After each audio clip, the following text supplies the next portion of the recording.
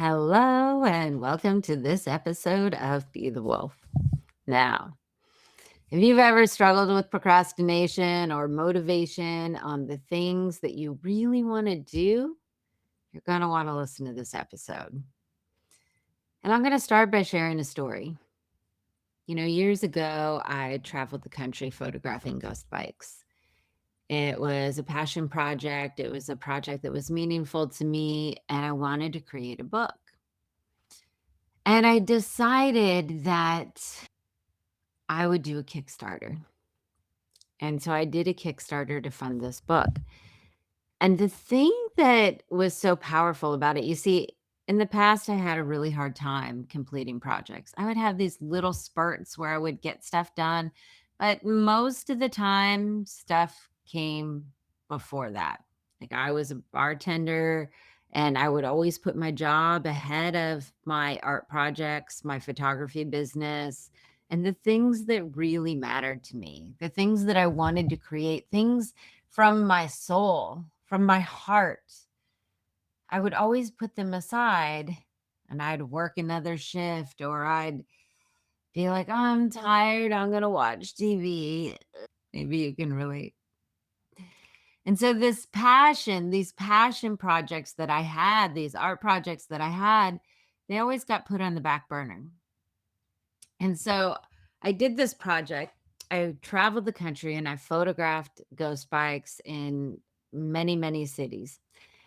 And I wanted to put a book out. And I'd been procrastinating on putting it out and procrastinating on doing the work to make it happen. And so I said, well, you know what? To fund the thing that I wanted, the road trip, to do the Ghost Bike project in the first place, I did a Kickstarter. And see, it was valuable for me to do a Kickstarter because, and the thing that I liked about it was that I wasn't just asking people for money. What I was doing is I was going to give them something in return. They would get a print or a card or a sticker or something. So it felt like, it was transactional. I wasn't asking for a gift. It felt like I was giving them something in return. And to me, that felt better because just asking for money, that no, that didn't feel good. I tried that a time or two with my mom, and it was always met with like not good results. If I got yelled at, I got reamed at, I got told that I was whatever. So when I would ask for money, I got met with resistance. And so when I would ask for anything, really, I was met with resistance. So for me, that asking for help and asking for what I wanted was scary. And so I did this Kickstarter and it was great. I funded the road trip, I completed the project, but I wanted to do a book. And so in this, I was like, well, I'll do a Kickstarter again. And what I didn't realize is that it helped me finish the book.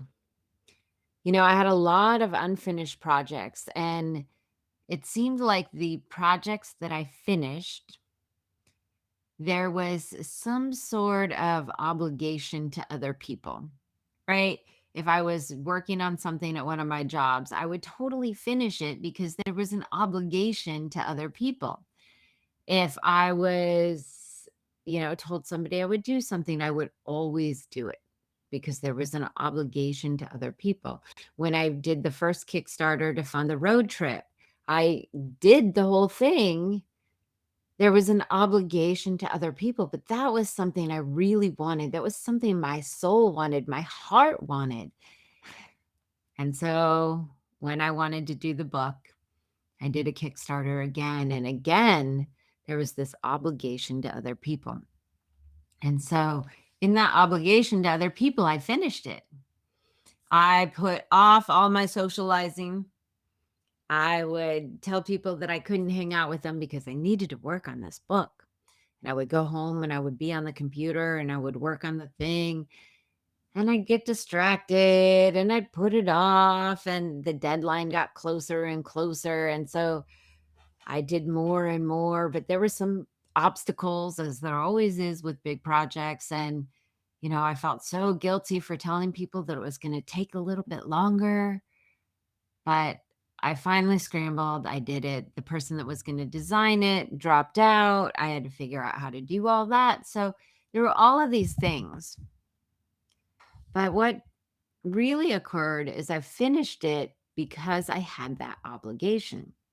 Because for me, if I didn't finish it, the consequences were perceived to be way worse than the consequences of finishing it. So it's like this weighing your options here. So it's like if I finished it, then all the people would be happy with me. If I didn't finish it, not only would I not finish the project, but all the people would be terrified of me. And see, here's the thing that I didn't understand at the time. See, I wanted to do the project. It was in my heart and soul to do the project, but it also meant putting myself out there. It also meant showing aspects of me that I had shut down, showing aspects of me, my creative side, parts that if I leaned into, nobody really seemed to like when I was growing up.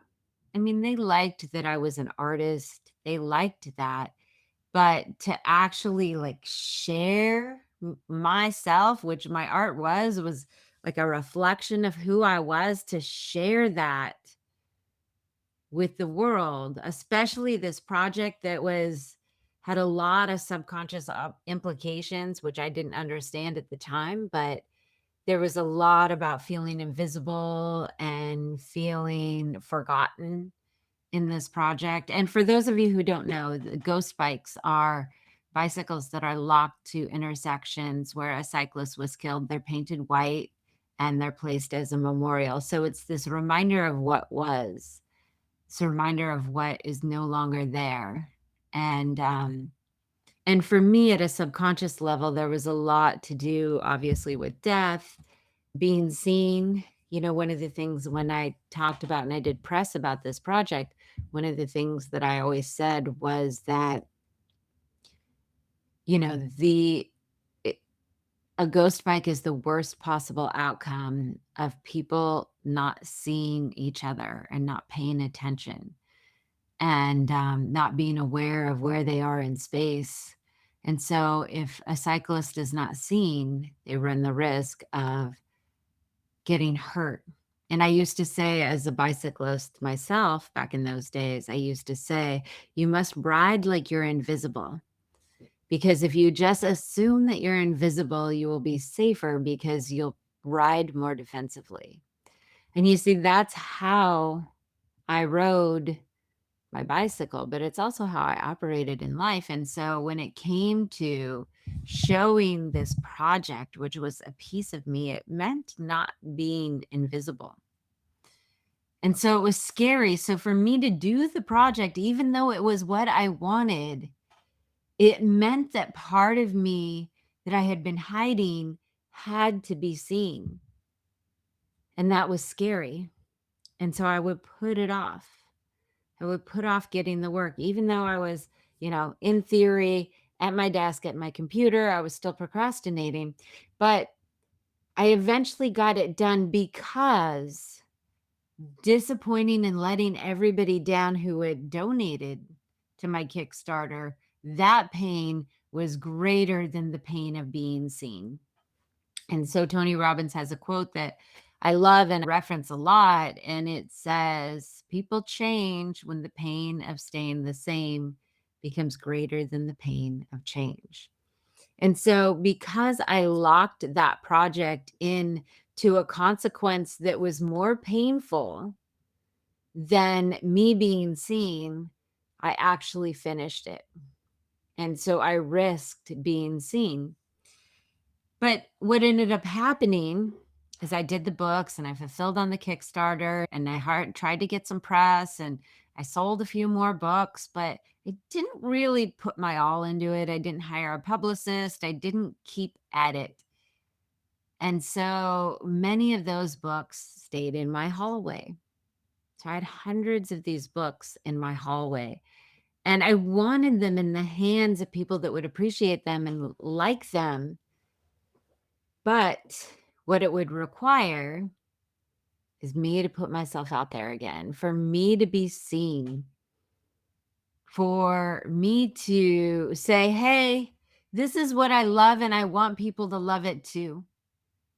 For me to say, hey, I did this project, look at me. For me to say, I did something great and I think you should take a look at it. And you see, these things were really hard for me because calling attention to myself when I was young came with consequences. And my nervous system had not forgotten. Those consequences were big. Those consequences were sometimes physical punishment, often lack of attention, more neglect, being yelled at, all of these things. And my nervous system had not forgotten. So my nervous system had learned to tolerate a lot of pain, a lot of disconnection, a lot of physical harm, a lot of emotional harm and emotional pain, and feeling controlled. I had learned to tolerate a lot of that. And that's where I lived, in that place of toleration. Not at a place of joy or peace or freedom, but in a place of there's a lot of control and restriction I can tolerate. There's a lot of disconnection I can tolerate. There's a lot of chaos and physical non-safety and emotional pain that I can tolerate.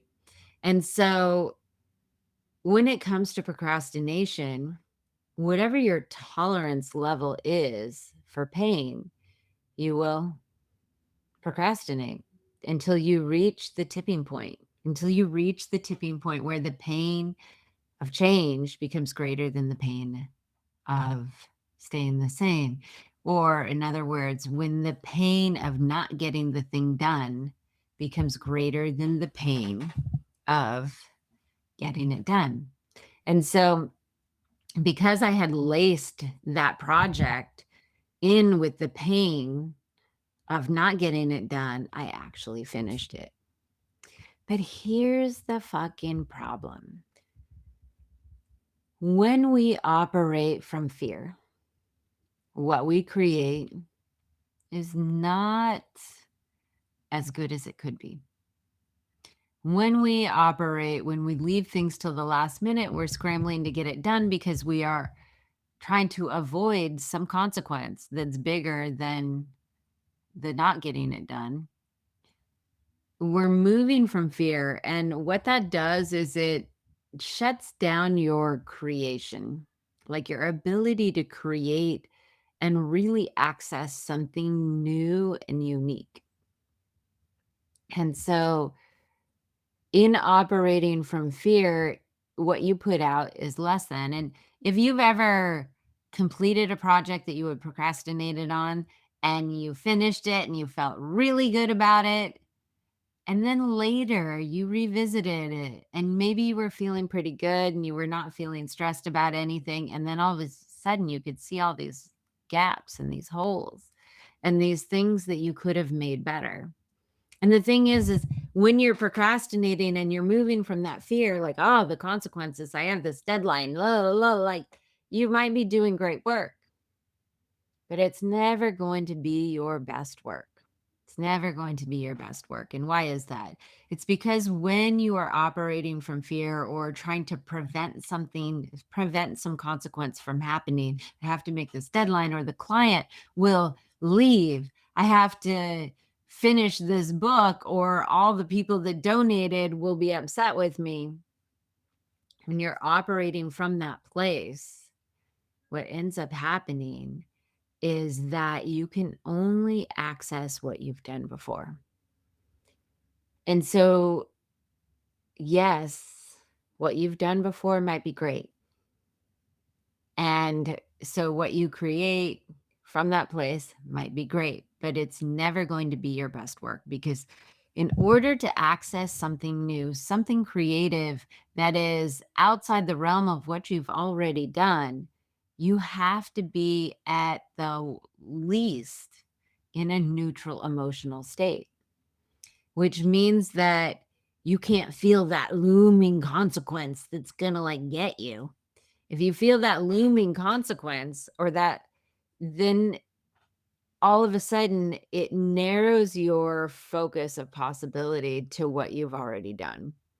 When you feel neutral or you feel joy or you feel love or freedom or something like that, you tend to have access to creative new ideas. If you've ever been like having a really good time and then you were lost and like zoned out for a little bit, but you were in a really beautiful space, and then all of a sudden you had this idea, you solved a problem that had been ruminating in the back of your head for like a couple of weeks. But it wasn't until you felt that sense of peace or that sense of joy that all of a sudden the new idea popped in, and it was something new that you couldn't access before when you were ruminating and trying to figure out the fucking problem.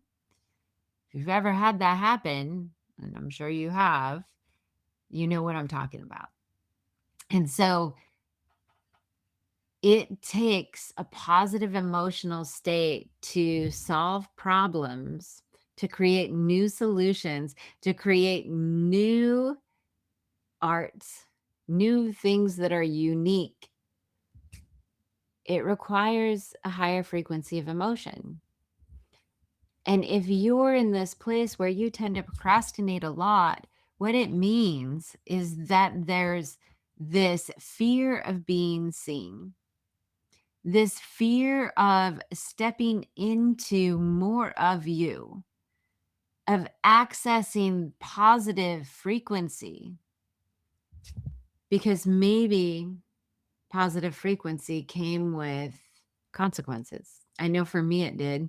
Whenever I felt good, I was told to shut up. You, Genea, you talk too much.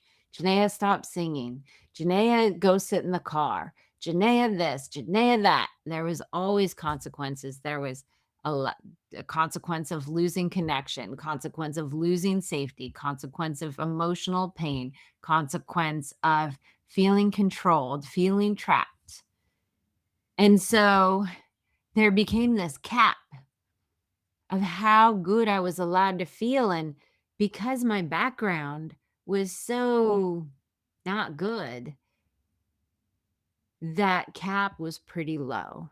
So if you have a background where maybe it didn't feel okay or safe to feel good and feel happy and do the things that you loved, this is going to come into play, because if you step into doing the things that you love, the things that you really want to create, the things that come from your heart, from a place of love, from a place of joy, from a place of peace and freedom, but you weren't allowed to feel those things, or it felt like you weren't allowed to feel those things, what ends up happening is that you can only move and motivate from a place of fear, from the consequences of it becoming so bad if you don't do it that you finally do it. And then you're only recreating the other things, the things that you've already created, maybe a little bit different version. But if you're recreating things that you've created before, you're going to keep ending up with the same results. So if you're working on a project that you want to bring you something new, to end up with more money, with more connections, with a more reach, something unique in the world, if you want it to be different from what you've already created, if you want the outcome of it, let me be clear. If you want the outcome of it to be different from what you've already created, you have to access a different emotion, a different emotional frequency, and you have to move and be motivated from that place. You have to be motivated from the joy, motivated from the peace, motivated from the love, motivated from the freedom. But when you're motivated from the fear of the consequence, you're only going to keep recreating what you've already created, or the outcome of it will be what you've already created, which means your life is going to stay the same. And so people might end up with more money, and they might end up with a new relationship. They might end up with something that seems to be new, but over time it will end up feeling the same way. And so the work to change this is to change that point when the pain of staying the same becomes greater than the pain of change. And for people who grew up tolerating a lot of pain, a lot of disconnection, emotional pain, physical pain, control, if you ended up tolerating a lot of that, a lot of chaos, a lot of conflict, that point, your tolerance point is really big. And you will endure a lot of crap before you actually move into action. And so the idea when you do the work, like the work I do with my clients, is we raise that set point. Let's say if it takes you to a -7 before you actually move into action, to feel like all that -7 of disconnection, chaos, conflict, all of that stuff. When that's the point you finally move into action, when the consequences at that point become greater than what you're already feeling. If you can move that up to like a -1, then like when you start to feel not neutral, you're motivated to get out of that. You're motivated to be like, huh, oh, I'm feeling a little bit less than neutral. So what do I need to do to step into some more joy, to step into some more peace, to step into some more freedom and love? So what do you have to do that? And when you're only at a -1, it's easy. It doesn't take much to get you back up into that positive frequency. And if that's the point where you start to act at a -1, it creates more in your life because it doesn't take much to get back into that creative frequency. And when you're in that creative frequency, then you can access and create things that are new that will create new outcomes in your life. But if you wait till you hit that -7, and that's when you act, it takes a lot of work to even get up to neutral. And you're already have lots of things that have fallen away in that place from 0 to -7. And so if you have a tendency to procrastinate and have a lack of motivation, you probably have one of those negative numbers when it comes to your tolerance level. Like, I'm going to tolerate the disconnection, the chaos, the conflict, the control. I'm going to tolerate so much of that that my frequency feels like a -7 before I act, because that's what was normal to me growing up, because that was the normal state. So it is so important, if you are a creative or you are an entrepreneur, you need to access the creative juices. You need creative problem solving. You need creation of new ideas, of new concepts. But if your motivation point is at a -7 instead of a -1 or a 0, it's going to be really hard to actually create in that way, in a way that creates an outcome. People wonder why so many artists are starving. And, we look at so much art, and I've looked at so much art over the years, and I can see the pain and I can see the subconscious of what the artist is portraying. And it's all this, the beautiful thing about art is it really shows the collective what's going on emotionally. And so when you have an artist who's creating from a lot of pain, They might be creating beautiful, great artwork, but their motivation to allow themselves to be seen, to do the work, to actually make the phone calls and connect with the people that might buy their art is, if that motivation is at that -7, and they're creating art to make them feel better, which is amazing because it gets you into that creative frequency and it makes you feel better. But if the norm outside of the act of creation is that -7, then the motivation to do anything to actually make your art career come to fruition. And I'm speaking about myself here. I know a lot of other artists feel the same way and have this same problem, but this was my problem. This was a big piece of why my art career never took off. It wasn't because my art wasn't good. It wasn't because I wasn't talented. It was because I didn't feel good enough to allow myself to be seen. So, as you move through your days, and when you start to catch yourself feeling a lack of motivation for the things that you want to do, right?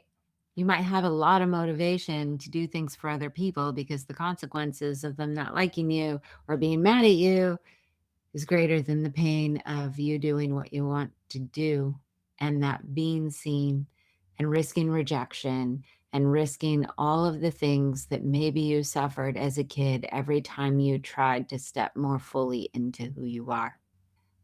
It's a lot of stuff to unwind. And we sit here and we beat ourselves up about procrastinating and we shame ourselves about the stuff that we should do, but we're focused on the wrong thing. We're focused on how we're not good enough and how we're wrong and how we're not capable and how we're a piece of shit or whatever the stories are that you're telling yourself, instead of what do I need to do to bring my motivation point up from that -7 up to the 0 so that I can operate in that creative frequency, not just when I'm making my art, but when I need to do the things that maybe aren't as much fun so that I can create the life that feels like peace, love, joy, and freedom, because every single one of you deserves that. And so I will leave it there. If you have questions, let me know.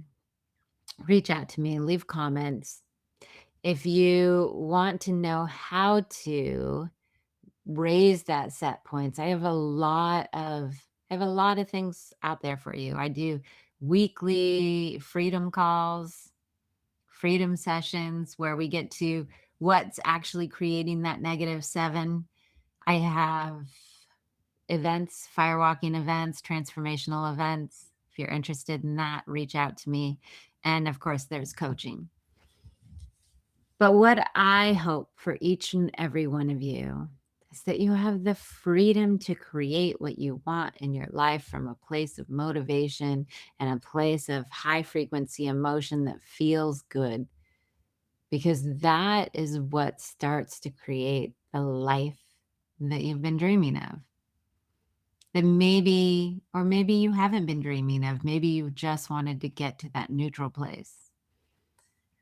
But there's something beyond just neutral. There's something beyond safe and content.